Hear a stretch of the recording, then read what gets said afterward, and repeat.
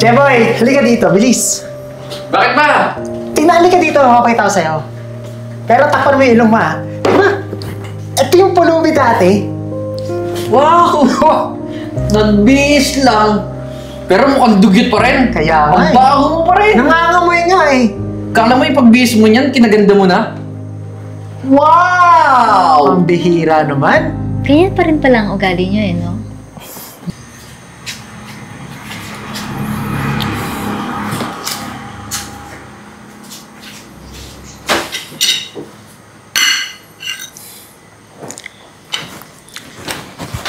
Ma'am, excuse me ah. Ay, ma'am. Hoy, pulubi ka lang pala dito. Ba't ka lang dito? Sorry, Bawal kumain dito. nagutom lang po ako. Nagugutom? Kinakain mo? Tirang-tirang pagkain? Di ka ba nahihiya sa cost mo? Lalo na dito. Ano ba? Pinibigyan mo ng pangit na image tong restaurant na to eh. Ano to? Ano yan? Napkin? May regla pa, ano? Kadiri ka naman. Alam mo, umalis ka na dito, huwag ka dito pumunta. Gusto mo ng pagkain, may basurahan doon. Ano yun? Bubusog ka, may plastic pa doon. Total, kauri mo lang din naman yung plastic. Alam mo, kadiri yung pagmumukha mo dito eh. Kaya bumaba ako sa restaurant na to, hindi ka talaga nababagay dito eh. Pasensya na po. Pasensya, nakaupo ka pa, eh di nadumihan yung upuan. Sino maglilinis? Kami. Waiter kami, di ba? Di naman kami tagalaba. Binigyan mo pa ng... Ay, nako talaga. Binigyan mo pa kami ng trabaho. Pasensya na po talaga. Ay, ano ba yan? Ano nangyari dito? Tingnan mo naman kasi to. Kumakain. Pero yung itsura, hindi pang dito. Wow! Pulubi! Pero pagkain, minudo. Ang sabi mo naman. Excuse me lang po, pero ako na po magbabayad sa kinainan niya. Ay, sir, hindi pwede yun eh. Kasi policy po namin, bawal talaga pulubi dito. Kahit kayo magbayad, hindi ko kami tatanggap ng ganon. Okay lang po, pero ako na magbabayad sa pagkain. Hindi, sir, hindi talaga pwede. Yun po talaga yung utos sa amin. Lalo na, tingnan nyo naman, sir, kasi, hindi siya nababagay dito, sir, eh. Kaya, pasensya na, sir. Bayaran nyo na lang yung bill nyo. Eto, huwag nyo napansinin. Okay, pasensya na sa abala, sir. Pasensya na ho. At ikaw, tingnan mo naman, no? Di ka ba naaawa? Maawa ka man lang sa amin kung di ka naaawa sa sarili mo. Alam mo, pulubi ka. Kung nag-aaral ka sana, hindi ka kumakain ng tira-tira. Alam mo, nakakaawa ka, pero mas nakakaawa kasi kung nandito ako kumakain, eh. Siguro, kaya ganyan yung naging estado mo sa buhay kasi tamad ka. Tamad kang mag-aaral. At wala kang pampaaral. Mahirap. Lapastangan. Hampas lupa. Di mo nga ako matignan sa mata eh. Pero ano ka ba? Ang simpleng pakikipag-usap sa kapwa-tao. Ang bihira. Paano ba ito nakapasok dito nga pala? Ewan ko. Ikaw na una dito, di ba? Nakita ko na nandito na. Yung guard ba natin wala dito? Kaya nga eh. Tsaka tignan mo, nagtitingin na yung mga customer dahil sa amoy nito. Ang baho! Hoy, mabahong nila lang. Umalis ka na kaya. Tingnan mo, di ko pa naawa. Ang dami nakatingin sa'yo. Gumagawa na kayo sa skandalo dito eh. Tsaka masasira tong pangalan ng restaurant dahil sa'yo. Dahil sa kabahuan mo. Kaya pwede ba, umalis ka na? Alis ka na. Umalis ka na! Umalis ka na dun!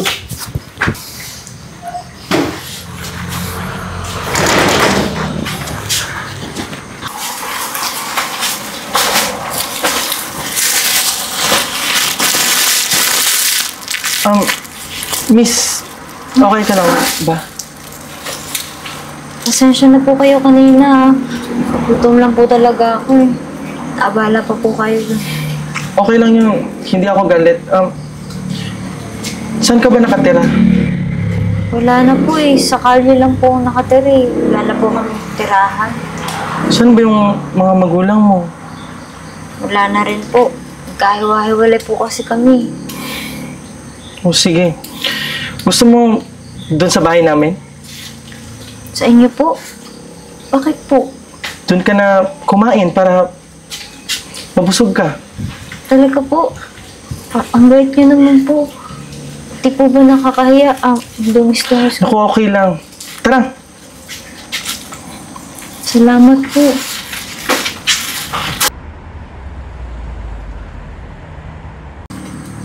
Saan mo?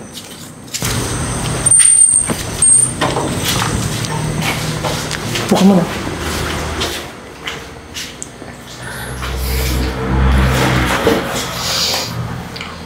Kawawa ka naman pala. Wala ka ng mga magulang. Wala ka na ding matitirhan. Kung okay lang sa'yo, pwede ka na dito tumira at gusto mo, tulungan na din kita. Dito po? Oo. Talaga po ba? Sobrang bait niyo naman po. Pero paano ko po kayo mababayaran? May alam ka bang gawain? Like trabaho or something? Marunong po akong magluto. Nagluto po. May kaibigan akong naghahanap ng kitchen helper. Pwede kitang i-recommend doon. Kung gusto mo. Sige po. Okay lang po yun sa akin. Gusto ko pa rin pong matuto. Basta, huwag kang magpapadala sa mga bash ng ibang tao. Basta, magpursige ka lang doon. Galingan mo lang. Opo, gagawin ko po yung best ko. Salamat po. Salamat po talaga. So, mabuti pa na mag-ayos ka na lang ng sarili mo at kung may mga kulang ka man na gamit, pagbibili na lang kita sa palengke. Okay? Salamat po. Salamat po Wala ka talaga. naman. Okay lang yun. Sige na. Sige po. Saan po ba yung sir ni Puti? Dito.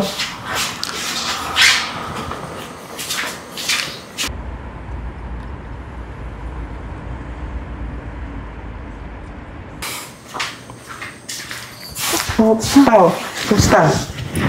Okay naman po. Mas nag-improve na po. Salamat po ha.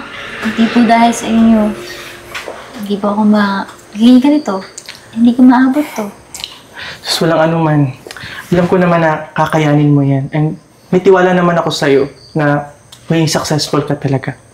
Salamat po sa pagtitiwala. Dati, pulubi ka lang ngayon. Iba na yung tayog ng pangarap mo. Proud na proud ako sa'yo. Inyo. Yung sukle. Ito ba tawag? Hello po? Hello, Miss Pau? Yes po. By the way, ako nga pala si Marlon Espanyola. Isa ako sa may-ari ng Aspire Restaurant. Natikman kasi namin yung mga menu mo dun sa pinagtatrabahuan mo. At nag-decision kasi kami na kung interesado ka, gusto ka sana namin kunin bilang head chef dun sa restaurant namin. Head chef po? Okay lang po. Salamat po. So, ibig sabihin ba yan, interesado ka doon sa offer namin? Opo. Go po ako dyan. O sige, ganito na lang. Punta ka sa restaurant namin. Ibibigay ko sa yung address, send ko sa yung address, tapos punta ka doon para mapag-usapan natin yung paglipat mo. Sige, salamat po. Ano sabi? Nakuha po ako sa head chef. Ang saya ko sa'yo po. Sobrang proud talaga ako sa'yo.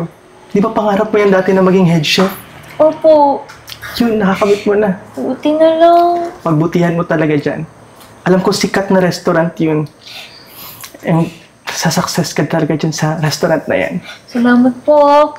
Dahil po ito sa inyo eh. Dahil tinulungan niyo po ako. Walang anuman pa. Alam ko na hardworking ka na tao and makakamit mo talaga yan. Salamat po. At dahil dyan, magsi-celebrate tayo. Doon tayo sa paborito mo kainan. Sige po. Tara.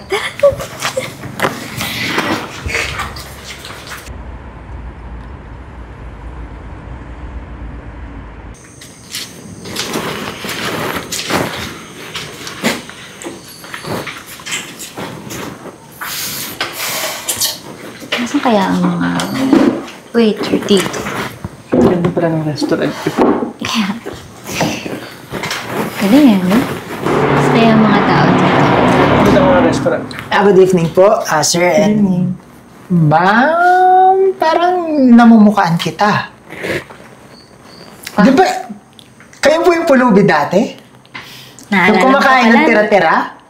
Wow! Nakabihis na kayo ngayon, ah. Teka lang, ganito ba yung ugali ng mga waiter dito? Ha? Jeboy, halika dito, bilis. Bakit ba? Tingnan, halika dito, makapakita ko sa'yo. Pero takpan mo yung ilong mo, ah. Diba? Ito yung pulubi dati. Wow! Nagbihis lang. Pero mukhang dugyot pa rin. Kaya nga Ang eh. bago mo pa rin. Nangangamoy nga eh. Kala mo yung pagbihis mo niyan, kinaganda mo na? Wow! Ang bihira naman. Ganyan pa rin pala ang ugali niyo eh, no? Hindi nyo ba alam na siya na yung head ng restaurant na to? Siya na yung may-ari. Ganun pa yung ugali nyo, walang pinagbago. Loko-loko ka pala eh. Eh paano magiging may-ari yan? Eh pulubi lang yan. Kaya nga, nagbihisan ng ganyan, may ari na, head na. Ikaw, Wala kang head, no? may tama ka sa pag-iisip eh, no? Siguro kailangan mo rin maging pulubi. Alam, bagay nagsama kayo, magjowa kayo, no? Napakabanuon nyo eh. Sila pa. Boblocks! Patunayan mo sa kanila pa na ikaw talaga ang may-ari ng restaurant na to. Tignan mo, may pa-holding-holding. May pa-holding hands? Kala mo naman talaga. Mas mukha ka pang babae. Ano yun? Grabe. Pulubi o masenso. Pwede siyang short film, no? Pwede. Pwede. Alam Diba? ko. Bakla, tumulong. Alam kong mahirap paniwalaan, pero let's see. Gusto niyo ba tanggalan ko kayo ngayon ng trabaho? Elo. Sira na talaga ulo dito eh. Sabi ko naging pulubi lang, naging baliw pa. Baka nasa roleplay siya. Akala niya, pagpasok niya dito, siya na yung bida. Hindi, ganun kasi yung isip ng mga ano eh. May tama. Ano mga guys? Bahala. Tignan mo, ba't ito tinamaan? Ayaw maniwala. Kayo bahala. Yan talaga yung mga makikita. Magandang tanghali, Miss Pao. Buti naman, pumasyal ka na dito. Hello po. Sir. Good evening po, Good sir. evening po, sir. Good evening. Buti naman, nandito kayo. Nga pala, gusto ko ipaalala sa inyo. Si Miss Pao. Siya na yung may-ari ng restaurant na to. Isa siya sa may-ari. Ano? Sir, teka lang. Paano ba nangyari yun eh? Isang hamak na pulubi lang po Pulubi yan. dati. Nakita po namin dito yung kumakain kasi wala siyang ibang makainan. Tama kayo. Pulubi siya dati. Pero nagsikap siya. From pulubi, naging head chef, at ngayon may-ari na siya ng restaurant na to. Tama. Porket ba pulubi, hindi na pwede magsikap at umasenso? Pasensya na, ma'am. Hindi po kasi namin alam eh. Alam mo naman kami, nagbibiro lang naman. Baka naman pwede niyo po kaming bigyan ng tawad. Tsaka ma'am, gusto lang naman po namin bigyan ng kalinisan tong restaurant eh. Kaya Opo, ma'am. po, nalait-lait ka po namin nun. Saka ma'am, pasensya na po talaga pasensya sa na, ma'am. nagawa namin ha. Opo. Naiintindihan ko naman. Bibigyan ko kayo ng chance. Pero hindi na dito. Dahil hindi namin kailangan dito sa restaurant ng mga kagaya niyo. Ma'am, Ma'am, baka pwede niyo naman kami bigyan ng pagkakataon ulit. Kasi alam niyo naman, gusto lang namin maging malinis yung restaurant. Kaya ganun yung intention namin. tsaka ma'am kung tatanggalin mo po kami dito, baka pwedeng tulungan mo po kami makapasok sa ibang branch para naman po tuloy-tuloy pa rin po yung trabaho namin. Pasensya na kayo pero hindi ko na kasi problema yun. Problema niyo na yun. Tsaka sana maging aral na rin to sa inyo. So paano? So mabuti pa, kunin niyo lahat ng gamit niyo at makakalis na kayo.